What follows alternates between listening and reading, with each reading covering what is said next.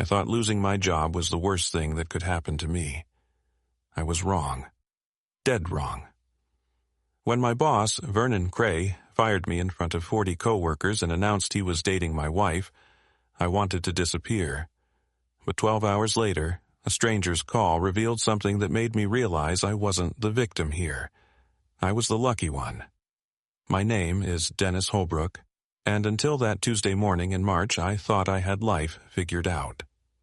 43 years old, regional sales manager at Midwest Paper Solutions, married for 15 years to Nadine, father to my brilliant daughter Hazel, who was crushing her sophomore year at Ohio State. I drove a decent car, lived in a decent house in suburban Columbus, and had worked my way up from junior sales rep to managing the biggest accounts in the company. Not a spectacular life, but it was mine. Vernon Cray was everything I wasn't. 51 years old, silver-haired like a movie villain, the kind of man who wore $3,000 suits to casual Fridays and made sure everyone knew it. He'd been vice president of our division for 6 years, and in those 6 years, I'd watched him destroy careers with the same casual indifference most people reserved for swatting flies. He had this gold pen he'd tap against his desk when he was about to ruin someone's day. The sound of that pen clicking against mahogany still makes my skin crawl. Holbrook's got potential, he'd said when he first promoted me to regional manager 3 years ago. Don't disappoint me. Back then, I thought I'd impressed him. I worked 60-hour weeks, landed the Henderson Group contract that brought in $2 million in revenue, reorganized our entire sales structure to increase efficiency by 30%. My mother, Ruth, who lived at Shady Oaks Assisted Living across town, always said Vernon had snake eyes. "That man looks at you like he's measuring you for a coffin," she'd warned me during a company picnic. I laughed it off. Mothers worry too much, right? Nadine used to be my anchor. We met at a friend's barbecue when we were both 28, got married 2 years later in a small ceremony at her parents' church. She worked as a dental hygienist at a practice downtown, always came home with stories about difficult patients and the gossip between the other hygienists. We'd cook dinner together, watch crime documentaries on Netflix, plan vacations we'd never quite save enough to take. Hazel was our miracle baby, born after 3 years of trying and 2 miscarriages that nearly broke us. Maybe they did break us, and we just didn't realize it yet. The changes in Nadine started 6 months before that terrible Tuesday. She stopped laughing at my dumb jokes about paper sales, started working late, claiming Dr. Morrison had expanded the practice hours. Her phone was suddenly password protected, and she'd take calls in the garage, saying it was her sister going through another crisis. She bought new clothes, expensive ones that seemed too fancy for scraping plaque off teeth. When I asked about the Victoria's Secret charge on our credit card, she said she deserved to feel pretty. "Just because you've given up doesn't mean I have to," she'd said, and those words stung more than I admitted. My brother Garrett saw it before I did. He owned Garrett's Auto Repair on the South Side, built it from nothing into a successful shop with 8 employees. We'd grab beers every Thursday after work, and he'd grown quieter about Nadine over those last few months. "Dennis, you sure everything's okay at home?" he'd asked one night, peeling the label off his Budweiser. "Nadine seems different lately." I brushed him off, told him work was stressing us both out, that marriages go through rough patches. He just nodded, but I saw the concern in his eyes. Garrett was 2 years younger than me, but had always been the wiser one. The one who could read people like they were cars with their hoods popped open. The morning everything fell apart started like any other. I woke at 5:45, showered while Nadine pretended to sleep, though I could tell by her breathing she was awake. Made coffee in our silent kitchen, the only sound the gurgling of the machine and the neighbor's dog barking at shadows. I kissed Nadine's cheek before leaving, felt her turn away, smelled a cologne on her skin that wasn't mine. "Big presentation today," I said to her back. "The Peterson Industries account. If I land this, Vernon might finally approve that promotion." She mumbled something that might have been good luck or might have been don't care. I chose to hear good luck. At the office, I noticed the strange energy immediately. Conversations stopped when I walked by. My assistant Karen wouldn't make eye contact, just handed me my messages and hurried away. The conference room was already full when I arrived. 40 faces from our department all turned toward Vernon, who stood at the head of the table like an executioner checking his blade. Life has a way of giving you warning signs before disaster strikes, but we're usually too busy or too stubborn to see them. Looking back now, I can trace the cracks in my foundation back months, maybe even years, but at the time, I just kept my head down and pushed forward like I always did. That's what men like me do. We work, we provide, we endure. Midwest Paper Solutions wasn't just my employer. It had become my entire identity over 12 years. I started as a junior sales rep, cold calling businesses to switch their paper suppliers, getting hung up on 50 times a day, celebrating when someone gave me 5 minutes to make my pitch. The company occupied 3 floors of a glass building in downtown Columbus, all open floor plans and motivational posters about synergy and excellence. I knew every coffee stain on the 3rd floor carpet, every squeak in the elevator, every shortcut through the cubicle maze to avoid small talk with Peterson from accounting. My desk sat in the corner of the 3rd floor, what they called a premium spot, with a partial view of the parking garage. I'd decorated it with photos from better times. Nadine and me at Niagara Falls for our 10th anniversary, Hazel's high school graduation, where she gave the valedictorian speech my father's last Christmas before the cancer took him. That photo hurt the most to look at some days. Dad had worked 40 years at a steel mill, never missed a day, retired on a Friday, and died the following Tuesday. "Don't be like me, Dennis," he'd said near the end. "Don't let work become your whole life." But there I was, following his footsteps in a different pair of shoes. The Peterson Industries account consumed my last 3 months. It was supposed to be my masterpiece, a 5-year contract worth $8 million that would supply paper products to their entire Midwest distribution network. I'd studied their operations, memorized their management structure, even drove to their facilities in Indiana to understand their workflow. Vernon had assigned me to it personally, one of those rare moments where he'd seemed almost human. "This is your chance to prove you belong in upper management, Holbrook," he'd said, that gold pen spinning between his fingers. "Don't screw it up." Every morning for those 3 months, I arrived at the office by 6:30 a.m. Karen would already have my coffee ready, black with 1 sugar, and the latest reports printed and highlighted. She was a good assistant, loyal in a way that's rare these days. 58 years old, been with the company longer than anyone except the founders, knew where all the bodies were buried. "Mr. Holbrook, you're working yourself to death," she'd say sometimes, motherly concern creeping into her voice. "When's the last time you took a real lunch break?" I'd wave her off, promise to slow down after the Peterson deal closed. Nadine's transformation happened so gradually, I almost missed it. First, it was the gym membership she suddenly needed, despite us having a perfectly good treadmill in the basement. Then came the book club that met every Wednesday night, though she never seemed to finish any books.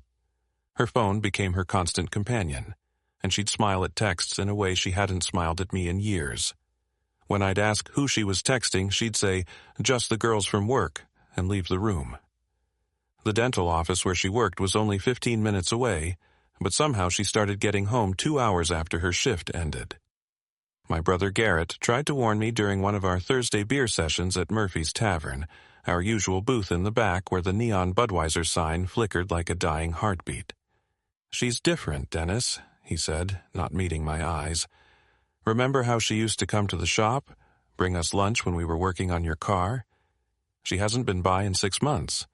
And at Hazel's birthday dinner, she spent the whole time on her phone." I made excuses, told him about the pressure at work, how Vernon had been writing me harder than usual. Garrett just shook his head, grease still under his fingernails from a long day at the shop. A woman doesn't buy lingerie and hide the receipts because of work stress, brother. My mother, Ruth, saw everything from her room at Shady Oaks. Despite being 78 and dealing with arthritis that turned her hands into gnarled roots, her mind remained sharp as a surgical scalpel. Every Sunday, I'd visit her for lunch in the facility's dining room, and she'd interrogate me like a detective. "That wife of yours still working late?" she'd ask, stirring her soup with deliberate slowness. "Still got that new perfume that smells like a garden exploded?" Mom had never fully warmed to Nadine, always felt she was too concerned with appearances, too quick to mention what other people had that we didn't. "A woman who keeps score in a marriage is playing to win, not to love," Mom had said at our rehearsal dinner. I should have listened. The morning routine had become a cold ritual. Wake up, shower, dress in the walk-in closet to avoid waking Nadine even though she was always awake. Make coffee, check emails, leave a post-it note saying, "Have a good day," that she'd throw away without reading. The drive to work took 23 minutes if I hit the lights right, 35 if I didn't. I'd listen to talk radio, voices filling the silence that would otherwise force me to think about what my marriage had become. Sometimes I'd catch myself driving on autopilot, arriving at the office with no memory of the journey, like my body knew the way while my mind escaped somewhere else. Vernon's behavior toward me had shifted in those final weeks. The casual dismissiveness turned into active hostility. He'd interrupt my presentations to point out minor flaws, question my decisions in front of junior staff, make jokes about my old-fashioned sales approach. In one memorable meeting, he'd asked if I needed reading glasses, suggesting I'd missed obvious errors in my reports. There were no errors. We both knew it. The room knew it. But power doesn't need to be right, it just needs to be power.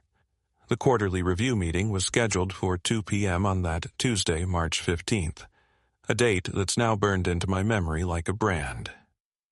I arrived 10 minutes early, my Peterson Industries presentation loaded on my laptop, 43 slides of market analysis, cost projections, and implementation strategies that represented 3 months of my life.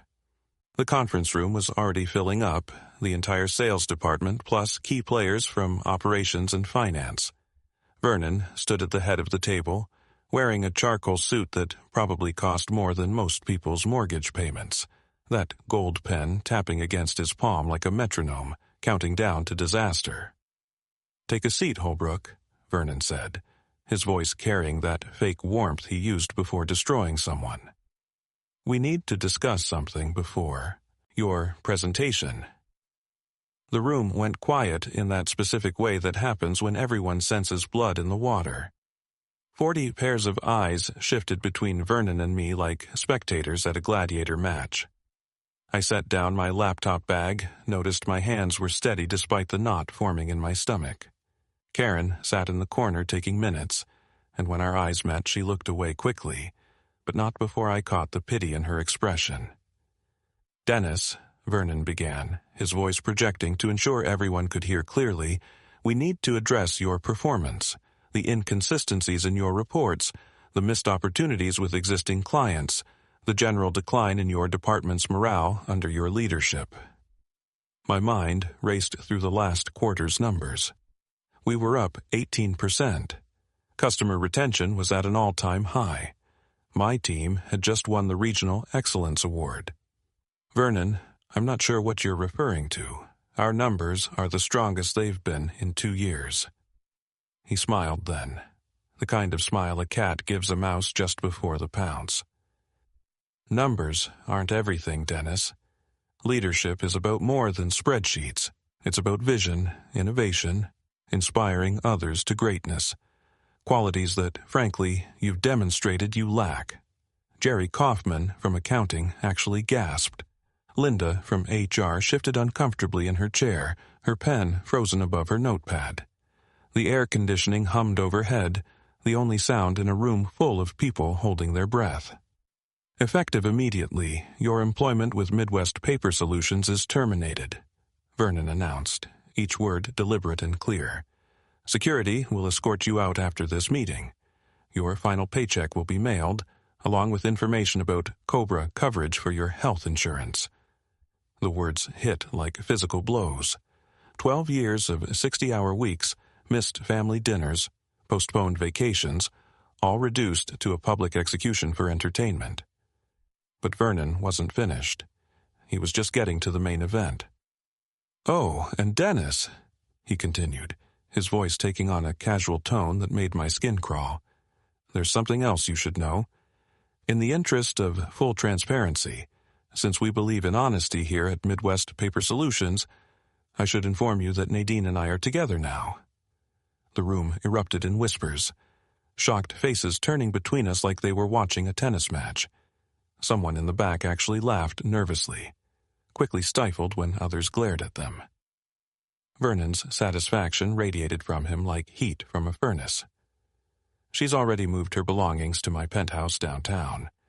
We've been seeing each other for 3 months now. She felt you should hear it from me directly, professionally, rather than coming home to an empty house without explanation." My legs felt disconnected from my body, but somehow I stood up. "You're lying," I heard myself say, though the words sounded distant, like someone else was speaking. Them. "Am I?" Vernon pulled out his phone, swiped to a photo, and held it up for everyone to see. There was Nadine, wearing a red dress I'd never seen, standing on what was clearly Vernon's balcony overlooking the downtown skyline, his arm around her waist, both of them raising champagne glasses to the camera. The timestamp showed last Saturday night, when she'd said she was at her book club. "She's a remarkable woman," Vernon continued, sliding his phone back into his pocket. "Deserves someone who can provide the life she wants, not someone stuck in middle management driving a 5-year-old Honda and living in a suburban house with a mortgage he can barely afford." The personal details stung, because they were true, twisted into weapons. Yes, I drove a 2019 Honda Accord because it was reliable and paid off. Yes, our house in Worthington was modest, but it was in a good school district for Hazel. These weren't failures, they were responsible choices. But in that room, under those fluorescent lights with 40 witnesses to my humiliation, they felt like scarlet letters branded on my chest. "Security's waiting outside," Vernon announced, gesturing toward the door where 2 guards stood, hands on their belts like they expected me to cause trouble. "Gather your things quickly. We have a real presentation to get through, one that actually matters." Earl, the older security guard with kind eyes and a gray mustache, approached me first. "Come on, son," he said quietly, his hand gentle on my elbow. "Let's get your things." The walk through the office felt like a funeral march. Conversations stopped as we passed. Some coworkers looked away in embarrassment. Others stared with naked curiosity, a few with genuine sympathy. My desk had already been packed, my personal items thrown haphazardly into a brown cardboard box. The photo of Nadine and me at Niagara Falls sat on top, her smiling face now a mockery of everything I'd believed. "That wasn't right, what they did up there," Earl whispered as we waited for the elevator. "I've been doing this job 15 years, walked out a lot of folks. Never seen anything that cruel." His partner, a younger guy with dead eyes and a badge that read Morrison, seemed to enjoy the spectacle. "Policy is policy," he said loud enough for everyone to hear. "Can't have terminated employees lingering on the premises. Security risk." The elevator ride down felt endless. 3 floors of humiliation, each ding marking another level of my descent. In the parking garage, they watched me load the box into my Honda's trunk. My world's best dad coffee mug had shattered during the packing, leaving coffee stains across the family photos and sharp ceramic pieces that drew blood when I tried to clean them up. "Don't come back," Morrison said as I got in my car. "Your keycard's been deactivated, and you're on the no-entry list. Any attempt to return will be considered trespassing." Earl slipped a business card into my hand as Morrison walked away. "My nephew's a lawyer," he whispered. "Handles wrongful termination cases.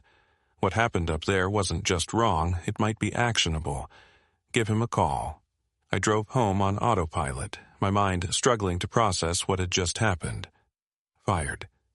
Publicly humiliated. Betrayed by my wife. All in the span of 10 minutes, my entire life had been demolished like a controlled building implosion, leaving nothing but dust and debris where something solid used to stand. The radio played some cheerful pop song about love and happiness, and I turned it off, preferring the silence that matched the emptiness expanding inside my chest. The house felt like a crime scene when I walked through the front door. Everything looked normal but felt violated, like invisible fingerprints covered every surface. Nadine's absence screamed from every room. The closet doors stood open, empty hangers swaying slightly from the air conditioning, gaps on the bathroom counter where her cosmetics used to crowd for space. She'd taken the good towels, the expensive sheets we'd bought for our anniversary, even the coffee maker she'd gotten me for Christmas. But she'd left our wedding album on the coffee table, open to a photo of us cutting the cake, her lipstick kiss on my cheek, both of us laughing at something I couldn't remember anymore. Her wedding ring sat on the kitchen counter with a note written on her personal stationery, the kind with her initials embossed at the top. "It's better this way. Don't call me. N." That was it. 15 years reduced to 11 words. I picked up the ring, a simple gold band with 3 small diamonds I'd saved 6 months to afford, remembered how her hand shook when I slipped it on her finger at the altar. Now, it felt like evidence of a life that never really existed. I sat in my living room as darkness fell, a glass of bourbon in my hand that I couldn't bring myself to drink. The silence was oppressive, broken only by the tick of the grandfather clock Nadine's parents had given us as a wedding gift. 7 p.m. came and went, the time we usually ate dinner together. 8 p.m., when we'd watch whatever show we were working through on Netflix. 9 p.m., when she'd take her shower and I'd pretend to read while actually listening to her sing-off key. 10 p.m., when we'd go to bed, sometimes together, sometimes not, but always in the same house, the same life, the same lie I now realized we'd been living. My phone had been silent all day except for 2 texts, one from Hazel. "Dad, are you okay? Someone from your office called me. Please call me back." The other from Garrett. "Heard what happened. Vernon's lucky I don't know where he lives. I'm coming over." I couldn't respond to either. What would I say? How could I explain that their father, their brother, was such a fool he couldn't see his life falling apart until it exploded in his face? At 11:47 p.m. my phone rang. Unknown number. I almost didn't answer, assuming it was a telemarketer. A wrong number. But something made me swipe accept. "Don't hang up," the voice said immediately. Male, gravelly, older, with the kind of authority that made you listen. "You don't know me, but I know everything about you, Dennis Holbrook." "Who is this?" My voice came out steadier than I felt. "Someone who knows Vernon Cray better than you think. He didn't just steal your wife, Dennis. Listen carefully because what I'm about to tell you will change everything." I sat up straighter, the bourbon forgotten. "I'm listening." "My name is Malcolm Shores. I'm a private investigator. Used to be a forensic accountant for the FBI before I went private. Vernon's first wife hired me during their divorce 5 years ago. Suspected he was hiding assets. What I found was much worse. The name Vernon's first wife triggered a memory. There'd been whispers about a messy divorce, but Vernon had spun it as her being unstable, greedy, trying to take him for everything. We'd all believed him because that's what you do when the boss tells you something. "Your wife is victim number 4, Malcolm continued. "Vernon has a pattern. He targets married women whose husbands work for him, seduces them, destroys the husband's career, then discards the woman once he gets bored. 3 to 6 months is his usual timeline. Your wife has maybe 3 weeks before he moves on to someone younger, prettier, more exciting." "That's not my problem anymore," I said, though the words tasted bitter. Malcolm laughed, a harsh sound like gravel in a blender. "No, but this might be. Vernon's been embezzling from Midwest Paper Solutions. $2 million over 4 years, funneled through fake vendor accounts. shell companies that exist only on paper. The kind of paper trail you'd recognize, being in paper sales and all. My mind raced back through the Peterson Industries proposal, the vendor reports I'd been reviewing, those inconsistencies I'd noticed but hadn't had time to investigate. The Hartley Foods account, I said suddenly. There were payments to vendors that didn't match any delivery schedules. Bingo, Malcolm said. You were getting too close. The Peterson review would have required a full audit of vendor relationships. Vernon couldn't risk that. So he destroyed you before you could expose him. Why should I believe you? Because in approximately 10 hours, your company email access will be revoked. It's standard protocol, 24 hours after termination. But right now, you still have access. Log in, download everything from the Hartley Foods folder, the Brennan Industries files, and anything related to a company called Sigma Paper Wholesale. That company doesn't exist except in Vernon's imagination and his Cayman Islands bank account. And then what? Then you meet me tomorrow morning, Riverside Diner on Route 40, 7 a.m. sharp. I'll have documents you need to see, and you'll have evidence the FBI needs to finally nail Vernon Cray to the wall. The FBI? They've been building a case for 18 months. White-collar crime division, working with the IRS. They needed someone on the inside, someone with access who wasn't part of Vernon's inner circle.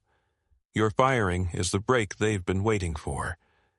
You're not dirty, Dennis, you're clean, which makes you the perfect witness. Why are you helping me? I asked, though I was already pulling out my laptop, fingers typing in my company credentials. There was a pause, and when Malcolm spoke again, his voice carried a weight of old pain. Vernon destroyed my brother the same way 5 years ago, took his wife, his job, his reputation. My brother put a gun in his mouth 6 months later. Left a note saying he couldn't live with the shame. Vernon Cray has destroyed enough lives, it's time someone stopped him. The email system let me in, my credentials still valid. There they were, all the folders Malcolm had mentioned. I started downloading, watching the progress bars creep across my screen while Malcolm gave me more instructions. Don't try to contact your wife. Don't confront Vernon. Don't tell anyone except your lawyer what you're doing. Vernon has eyes everywhere, but he's also arrogant. He thinks you're broken, defeated, probably drunk in your empty house. Let him think that. What about Nadine? She made her choice. But Dennis, there's something else you should know. We have evidence she was planning to divorce you anyway. Vernon just accelerated her timeline. She's been moving money from your joint accounts for months, small amounts you wouldn't notice. Check your statements. She was going to clean you out and leave regardless. Vernon just offered her a softer landing. I pulled up our bank app while the files downloaded. There they were, transfers I'd never noticed. $50 here, $100 there, always to her personal account. Always just under the amount that would trigger a notification. $3,000 over 6 months. Death by 1,000 paper cuts. The FBI agent assigned to the case is Patricia Vance, Malcolm continued. She'll be at the diner tomorrow, too. Bring everything you download tonight. Make copies, store them in multiple places. And Dennis, one more thing. What? Your brother Garrett and your daughter Hazel, they're good people. They're going to want to help. Let them. You're going to need support for what comes next. Vernon Cray doesn't go down easy, but when he falls hard. And he takes everyone connected to him down, too. Your wife chose the wrong side. Make sure you choose the right one. The downloads finished at 12:23 a.m. 67 files, 8 gigabytes of evidence, 4 years of Vernon's crimes documented in spreadsheets and email chains. I backed them up to 3 flash drives, uploaded copies to a secure cloud server, even emailed them to an old Gmail account I hadn't used in years. I'll see you at 7, I told Malcolm. Dennis, he said before hanging up, you've been a victim. Tomorrow you become a weapon. Vernon Cray is going to prison, and you're going to be the one who puts him there. Sleep well tonight. It's the last peaceful night Vernon will ever have. The Riverside Diner sat on Route 40, like a relic from better times, all chrome and neon, red vinyl booths and coffee that could strip paint. I arrived at 6:45 a.m., my eyes burning from no sleep, 3 flash drives in different pockets like I was carrying nuclear codes. Malcolm Shores was already there, a man in his 60s with military short gray hair and eyes that had seen too much, sitting in the back booth with clear sightlines to both exits. Across from him sat a woman in a navy suit who could only be FBI. "Dennis Holbrook," Malcolm said as I slid into the booth. "Meet Special Agent Patricia Vance. She's been wanting to meet you for a very long time." Agent Vance had the kind of handshake that meant business, firm and brief, her eyes already calculating what kind of witness I'd make. "Mr. Holbrook, what you're about to learn might be disturbing. But first, did you bring the files?" I handed over one of the flash drives. She pulled out a laptop, inserted it, her fingers flying across the keyboard. Her expression shifted from professional interest to predatory satisfaction. "The Sigma paper wholesale invoices. We've been trying to get these for 6 months. Mr. Holbrook, you just gave us the missing piece." Malcolm slid a thick manila folder across the table. "Open it." Inside were photographs that made my stomach turn. Vernon with different women, all following the same pattern. The wife of a warehouse manager, the wife of a sales director, the wife of a systems analyst. All men who'd been fired suddenly, all women who'd been discarded within months. Bank statements showing payments to the women, temporary apartment leases in Vernon's name, even receipts from the same jewelry store for identical diamond necklaces.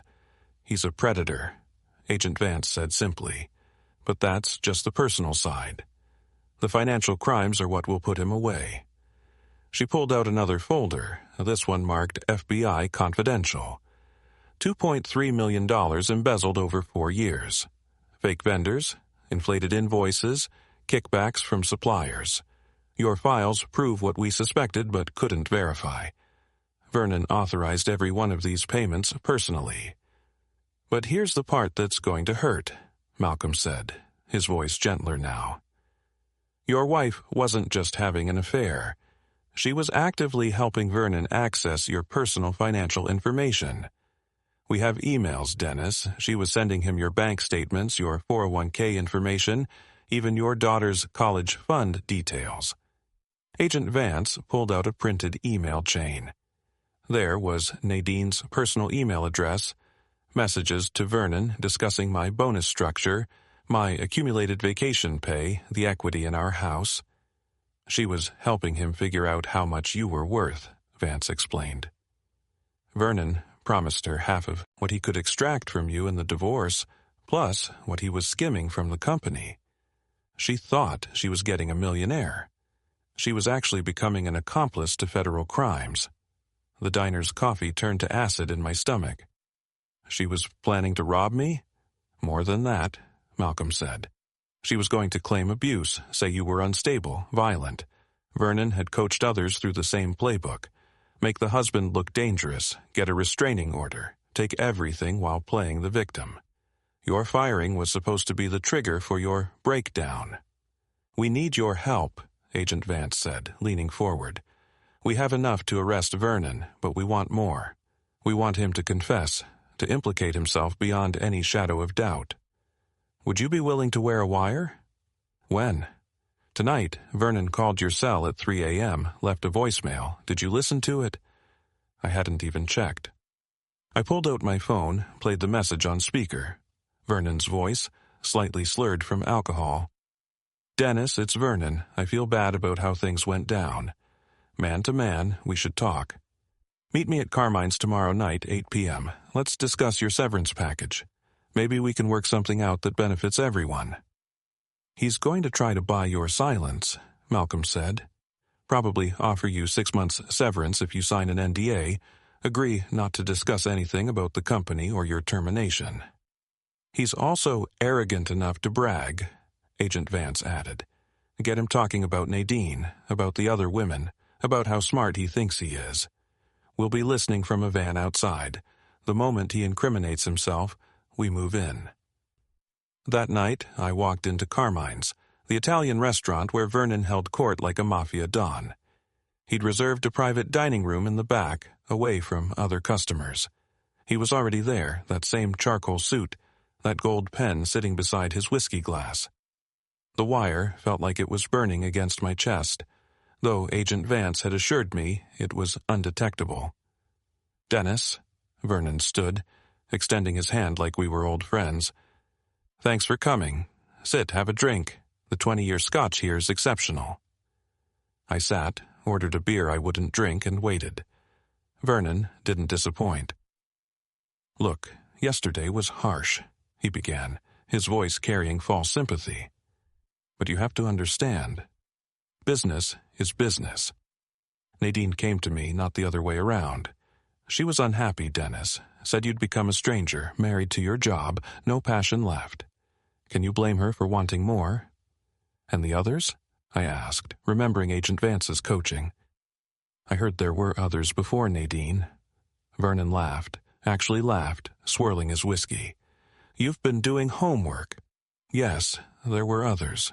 Martha, Jennifer, Patricia, all desperate housewives looking for excitement. Their husbands were weak, Dennis, like you. No offense, but men like you are predictable. You work hard, follow. Rules never take risks. Women get bored with that." "Must be expensive," I said, fighting to keep my voice level, keeping them happy. "That's the beautiful part." Vernon leaned forward, his voice dropping to a conspiratorial whisper. "I don't use my money. The company has so many revenue streams. Who notices a few thousand here and there? Sigma paper. Wholesale alone nets me 40 grand a month. Fake company, real profits. I invoice Midwest paper, they pay Sigma. Sigma's account happens to be in the Caymans under my control. That's fraud." "That's business," Vernon corrected. "Everyone skims. The board members, the CEO, they all have their schemes. Mine just happens to be more elegant." 4 years, Dennis, 4 years, and no one noticed until you started poking around the Peterson account. You were getting too close to Sigma's invoices. I couldn't have that. "So you destroyed my life." "I gave you a gift," Vernon said, his arrogance fully unleashed. "Nadine was already planning to leave. I have the text messages where she called you pathetic, said she was disgusted watching you eat dinner, couldn't stand another night in that suburban prison. At least this way, you can blame me instead of facing the truth that she just didn't love you anymore." "And the others? Their wives?" "Same story. Unhappy women, boring husbands, predictable outcomes. The husbands always blame me, never themselves. It's easier that way. Here's what I'm offering, Dennis. 50,000 in severance, call it a consulting fee. You sign an NDA, agree not to discuss anything about Midwest paper or your termination. You definitely don't mention Sigma or any other vendor accounts. Take the money, start over. Maybe find a woman who actually wants you this time." The door burst open before I could respond. FBI agents flooded the room. Weapons drawn, badges reflecting the restaurant's ambient lighting. Vernon's whiskey glass shattered on the floor as he jumped up, his face cycling through confusion, anger, and finally, terrible understanding. "Vernon Cray," Agent Vance announced, her voice carrying the weight of federal authority. "You're under arrest for embezzlement, wire fraud, tax evasion, and conspiracy to commit fraud. You have the right to remain silent." Vernon looked at me, then at the wire now visible where my shirt had pulled up, and his face transformed into something inhuman with rage. "You set me up. You pathetic nobody. You set me up." "Actually," I said, standing as they cuffed him, "you set yourself up. I just held the door open while you walked through it." As they led him out, Vernon tried one last manipulation. "Nadine was in on it. She knew about the money. Helped plan everything. If I go down, she goes down. We know," Agent Vance said simply. "She's being arrested as we speak." The last image of Vernon Cray was him being pushed into an FBI sedan, his $3,000 suit wrinkled, his gold pen left behind on the table next to the broken whiskey glass, his empire of manipulation crumbling in real time. The king had fallen, and he'd taken his queen with him. 6 months later, I stood in Vernon Cray's old office, now mine, watching the October rain streak down the windows that overlooked downtown Columbus. The mahogany desk where he used to tap that gold pen now held pictures of my daughter Hazel at her junior year orientation, my brother Garrett at his shop's expansion grand opening, and my mother Ruth on her 80th birthday, surrounded by the grandchildren who actually visited her. The office felt different with the right person in it, like a house that had been exorcised of its ghosts. Vernon got 15 years federal time, no possibility of early release. The judge called his crimes a systematic betrayal of trust that destroyed multiple lives for nothing more than greed and ego. They found $4 million total when they finished their investigation, hidden in 6 different offshore accounts, plus 3 properties he'd bought under shell company names. Every penny got seized, every asset frozen. He went from a penthouse to a cell block in the span of 3 weeks. Nadine got 5 years for conspiracy to commit fraud, plus 2 years probation. Her lawyer tried to paint her as another victim of Vernon's manipulation, but the emails killed that defense. There she was in black and white, planning to drain our accounts, fabricate abuse allegations, destroy my relationship with Hazel. The woman I'd loved for 15 years had become a stranger. Or maybe she'd always been one, and I'd just been too blind to see it. She sent letters from prison, long rambling apologies that my lawyer told me not to read. I listened to him. Some words don't deserve to be heard. The company board called me personally to apologize. The chairman, Robert Fitzgerald, flew in from New York to offer me Vernon's position himself. "We failed you, Dennis," he said, sitting in my living room, looking genuinely ashamed. "We let a cancer grow in our organization. We need someone with integrity to cut it out and heal the damage. That's you." The salary was triple what I'd been making. The bonus structure was generous. But the best part was the respect. The knowledge that 40 people who'd watched my humiliation now reported to me, and not one of them could meet my eyes for the first month. I didn't fire anyone who'd laughed that day, didn't seek revenge. I just did my job well, and that was revenge enough. My daughter Hazel became my rock through everything. She drove home from Ohio State the night of my arrest, found me sitting in the dark living room, and simply held me while I finally broke down. "Dad," she said, wise beyond her 20 years, "Mom showed me who she really was. You showed me who you really are.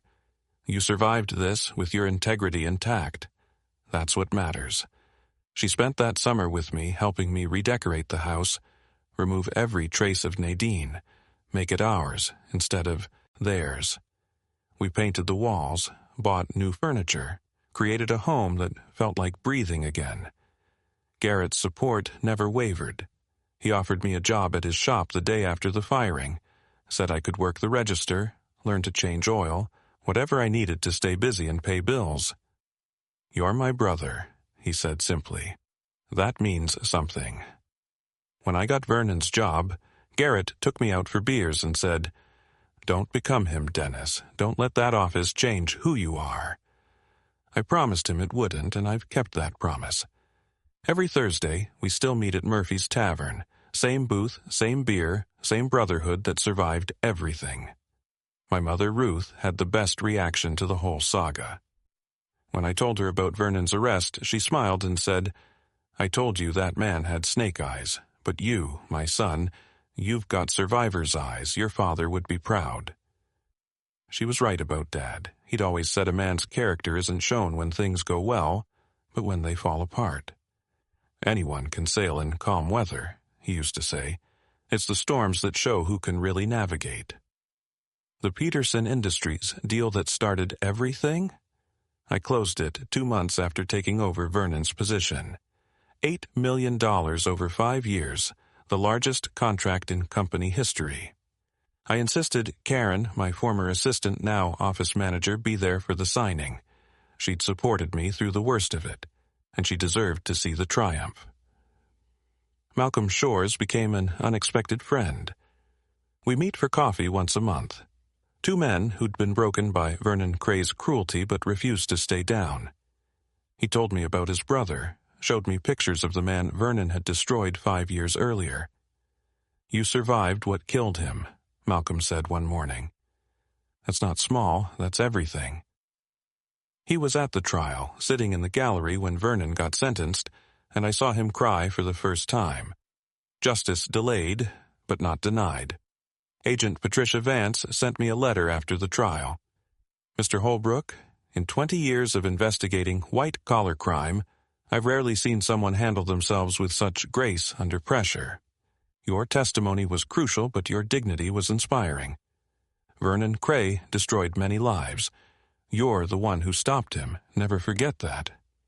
The 5 words that changed everything came from Malcolm that night on the phone. Good men deserve second chances. But I've learned it's more than that. Good men create their own second chances. They take the wreckage of their lives and build something better, stronger, more authentic. They don't let the Vernon Crays of the world have the final word. I still live in the same house in Worthington, still drive a Honda, though it's a newer model now.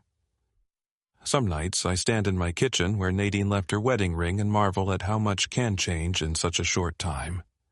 The man who stood in that spot 6 months ago, broken and humiliated, feels like a stranger now. Or maybe he was always the stranger, and the real me was waiting underneath, needing the worst day of my life to finally emerge. Last week, I hired a new sales manager, a young woman named Jessica whose husband works in accounting. Vernon would have seen them as potential victims. I see them as good people deserving of a chance to build their lives without predators lurking in corner offices. That's the difference between Vernon's legacy and mine. He destroyed, I'm rebuilding. Sometimes people ask if I'm bitter about what happened. The truth is, I'm grateful. Grateful the truth came out. Grateful I discovered who Nadine really was before we wasted another 15 years. Grateful my daughter saw her father refuse to break. Grateful my brother never doubted me. Grateful my mother lived to see justice served. Even grateful to Vernon, in a twisted way, for being so arrogant he couldn't resist confessing his crimes while wearing a wire. The company is stronger now. The toxic culture Vernon created is being replaced with something better. People aren't afraid to speak up anymore. They know corruption has consequences. They've seen that even the powerful can fall, and the good guys sometimes do win in the end. My phone rang yesterday, unknown number. For a second, my heart raced, remembering that night when Malcolm called. But it was just a wrong number, someone looking for a pizza place. I gave them the right number and hung up, smiling at how a random call no longer triggers trauma. That's healing, I suppose, when the worst thing that ever happened to you becomes just something that happened to you. Vernon thought he was destroying me that day in the conference room. Instead, he set me free. Free from a marriage built on lies. Free from working under a corrupt boss. Free from the small life I'd accepted as enough. Sometimes destruction is just renovation in disguise. Sometimes losing everything is the only way to discover what you really have. Those 5 words, good men deserve second chances, became my North Star. But here's what I've learned. We don't just deserve second chances. We earn them. We fight for them. We build them from the ashes of our first chances. And when we get them, we make damn sure we don't waste them. My name is Dennis Holbrook. I was publicly fired, humiliated, and betrayed. My boss stole my wife and my dignity in front of 40 witnesses, and it was the best thing that ever happened to me, because rock bottom isn't where your story ends. It's where your real story begins.